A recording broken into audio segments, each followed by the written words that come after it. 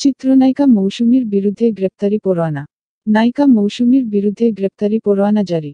ঢাকার একটি এখানে সব ধরনের শাড়ি পাওয়া যায়।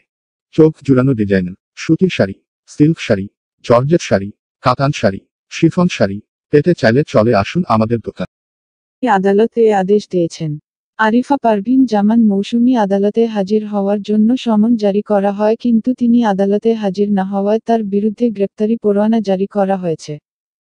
গণমাধ্যমকে এই তথ্য নিশ্চিত করেন এই মামলার বাদী আইপিডিসির দায়িত্বপ্রাপ্ত কর্মকর্তা এম মুশফিকুর রশিদ।